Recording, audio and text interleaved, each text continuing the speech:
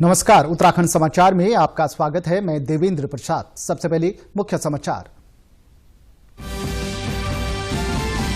प्रधानमंत्री के मन की बात में फिर मिली उत्तराखंड को जगह। बागेश्वर में गधेरे को पुनर्जीवित करने वाले जगदीश कुनियाल की सराहना के साथ हरिद्वार कुंभ का भी मोदी ने किया उल्लेख।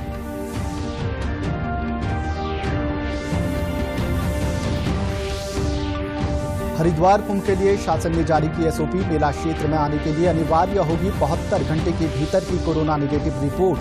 पोर्टल पर पंजीकरण कराकर ई पास लेना भी जरूरी।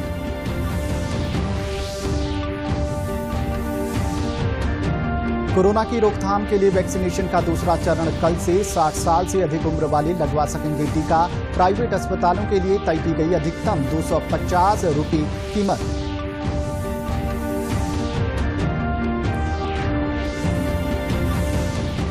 और उत्तराखंड विधानसभा का बजट सत्र कल से गैरसैंण में। राज्यपाल और मुख्यमंत्री पहुंचे भराड़ीसैंण। सत्र के लिए चमोली प्रशासन ने सभी तैयारियां की पूरी। अब समाचार विस्तार से।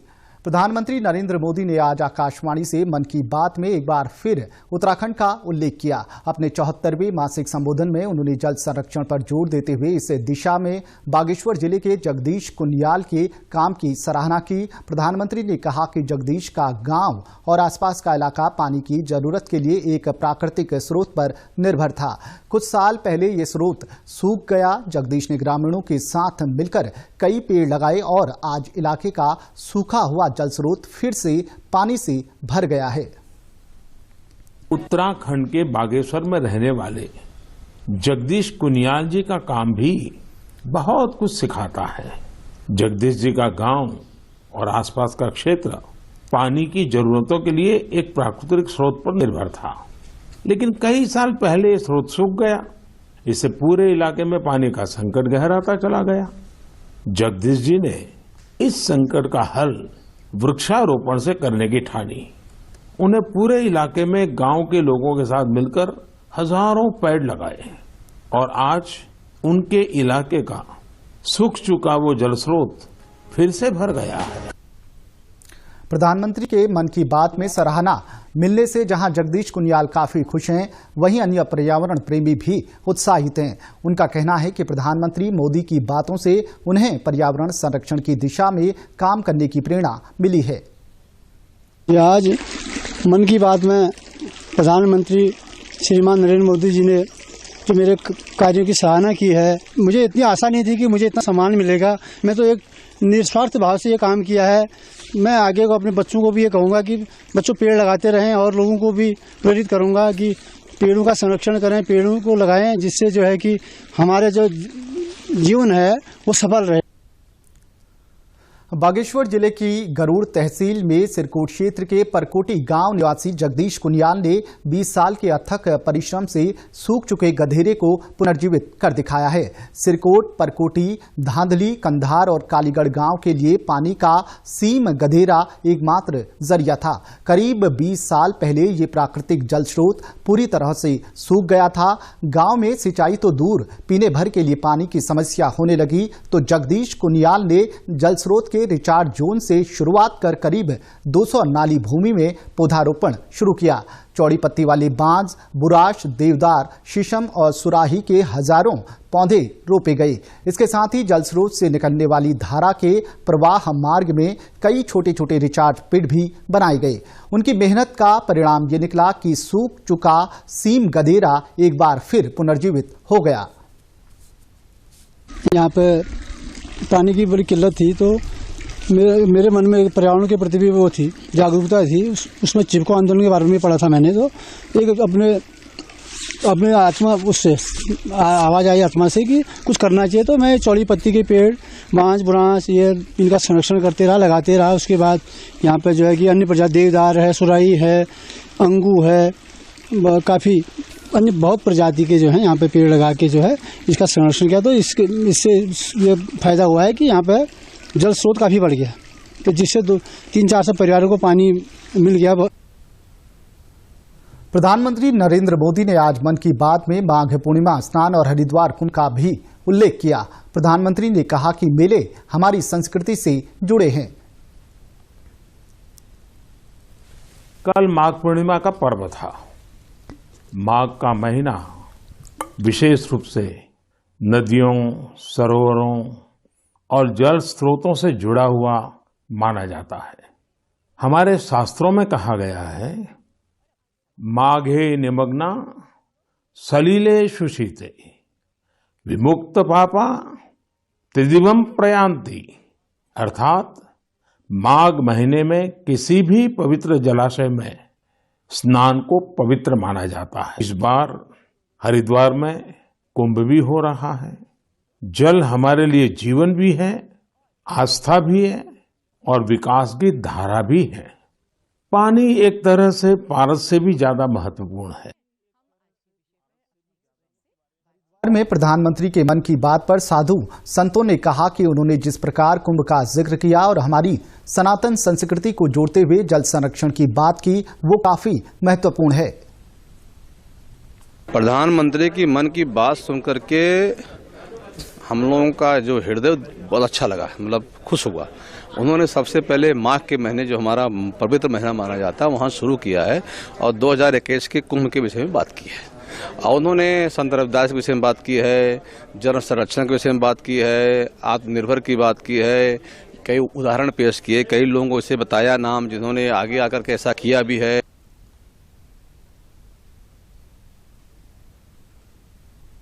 कोरोना से बचाव के मद्देनजर शासन ने हरिद्वार में आयोजित हो रहे कुंभ मेले के लिए एसओपी जारी कर दी है। संपूर्ण मेला क्षेत्र में स्नान घाटों, धर्मशालाओं, होटलों, रेस्टोरेंटों, पार्किंग स्थलों, रेलवे स्टेशन, परिवहन, बस स्टैंड, मंदिरों, आश्रमों आदि के लिए अलग अलग एसओपी जारी की गई है। एसओपी के तहत कुंभ में आने वाले प्रत्येक व्यक्ति के लिए कोरोना की 72 घंटे के भीतर की RT-PCR नेगेटिव रिपोर्ट साथ लानी अनिवार्य होगी। ये रिपोर्ट वे हरिद्वार के एंट्री पॉइंट्स पर प्रस्तुत करेंगे। इसके साथ ही प्रत्येक श्रद्धालु को कुंभ में आने के लिए मेला पोर्टल पर पंजीकरण कराकर ई-पास प्राप्त करना अनिवार्य किया गया है।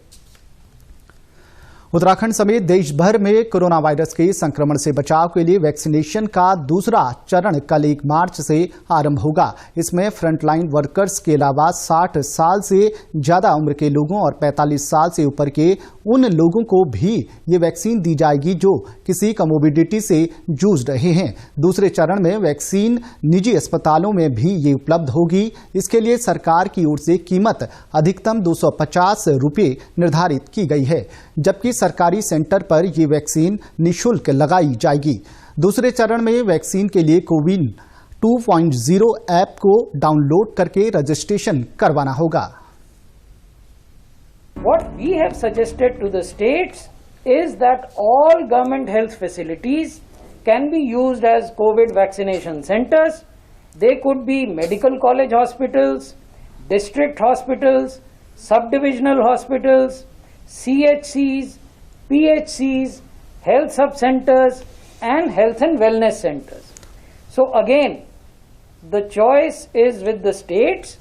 Depending on the demand and their requirement, they must, over a period of time, keep on increasing the number of not only private hospitals but also government hospitals. Uttarakhand में कोरोना पूरी तरह काबू में नजर आ रहा है। राज्य के 6 जिले ऐसे हैं जहां पिछले 24 घंटों के दौरान एक भी कोरोना पॉजिटिव केस नहीं आया है। ये जिले हैं बागेश्वर, चमोली, पौड़ी, उत्तरकाशी, रुद्रप्रयाग और पिथौरागढ़। पिथौरागढ़ में अब एक भी एक्टिव मामला नहीं है। इस बीच उत्तरकाशी जिले में पिछले 23 दिन से कोरोना का कोई नया केस नहीं आया है। जिले में अभी 9 कोरोना पॉजिटिव हैं, लेकिन किसी भी अस्पताल में कोई मरीज भर्ती नहीं है। हालांकि चिकित्सकों ने लोगों से अपील की है, कोविड संबंधी नियमों का पालन करें, जिनमें मास्क पहनना, भीड़ वाली जगहों से दूरी रखना और हाथों को सैनिटाइज करना शामिल है।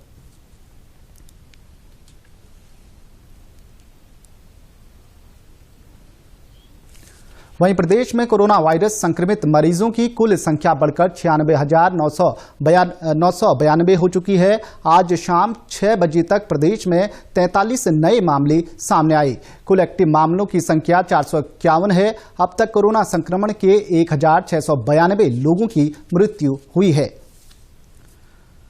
अल्मोड़ा जिले के 2 दिवसीय दौरे पर पहुंचे मुख्यमंत्री त्रिवेंद्र सिंह रावत ने द्वाराहाट के शीतला पुष्कर मैदान में जनसभा को संबोधित किया। इस मौके पर उन्होंने कहा कि कुमाऊं की ऐपण कला को देश विदेश में पहचान दिलाने के लिए सरकार प्रयासरत है। मुख्यमंत्री ने कहा कि इस वर्ष ऐपण और हस्तशिल्प का कार्य करने वाले लोगों के लिए 5 करोड़ रुपए का बजट प्रावधान किया जाएगा। ऐपण से बनने वाली चीजों के विपणन के लिए देहरादून में विश्व स्तरीय सेंटर ऑफ एक्सीलेंस बनाया जा रहा है।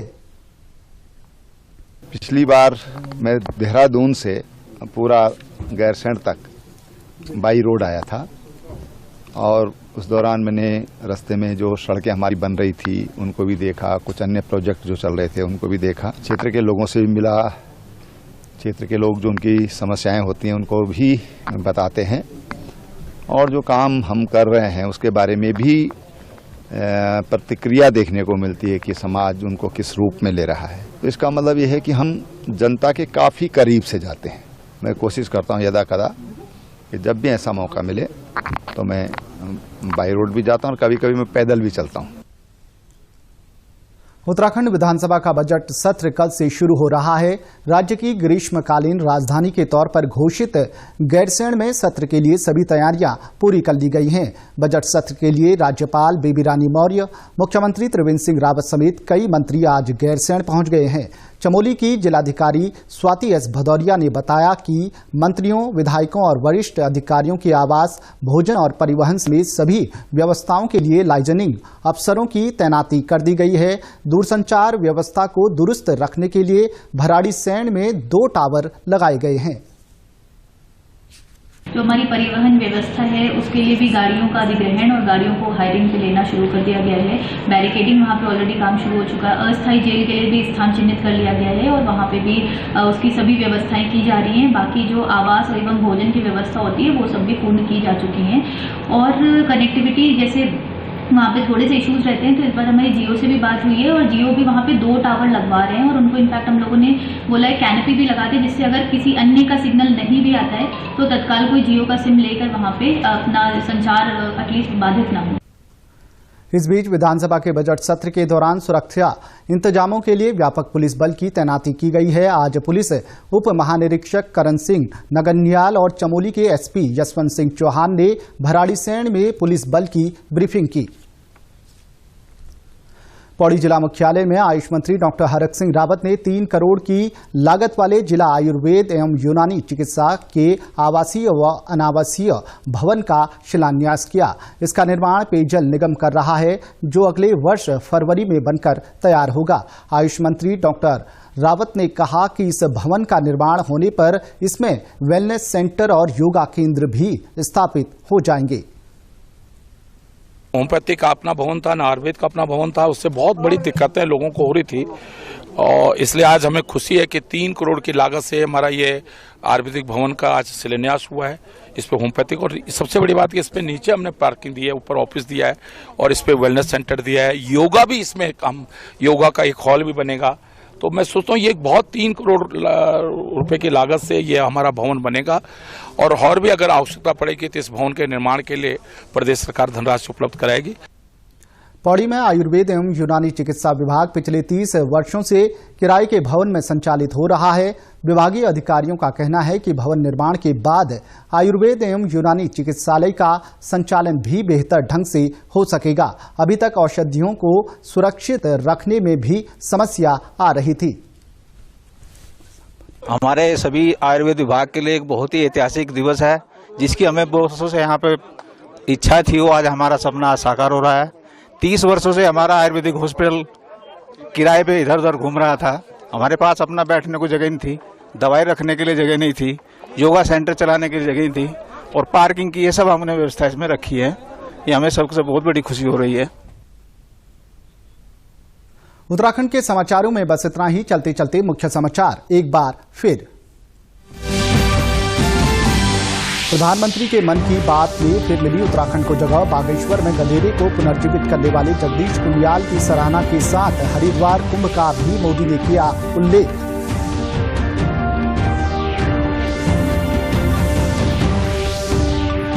हरिद्वार कुंभ के लिए शासन ने जारी की एसओपी। मेला क्षेत्र में आने के लिए अनिवार्य होगी 72 घंटे के भीतर की कोरोना नेगेटिव रिपोर्ट। पोर्टल पर पंजीकरण कराकर ई पास लेना भी जरूरी।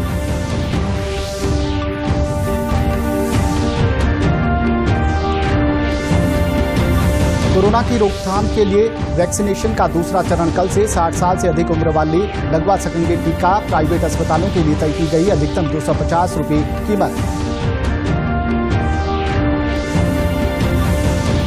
और उत्तराखंड विधानसभा का बजट सत्र कल से गैरसैंण में। राज्यपाल और मुख्यमंत्री पहुंचे भराड़ीसैंण। सत्र के लिए चमोली प्रशासन ने सभी तैयारियां की पूरी। उत्तराखंड की खबरों के लिए आप हमसे सोशल मीडिया के माध्यम से भी जुड़ सकते हैं। हमारा ट्विटर हैंडल है DDNews_देहरादून। हमारा फेसबुक पेज है DD News उत्तराखंड और हमारे YouTube channel DD News Uttarakhand को भी आप सब्सक्राइब कर सकते हैं।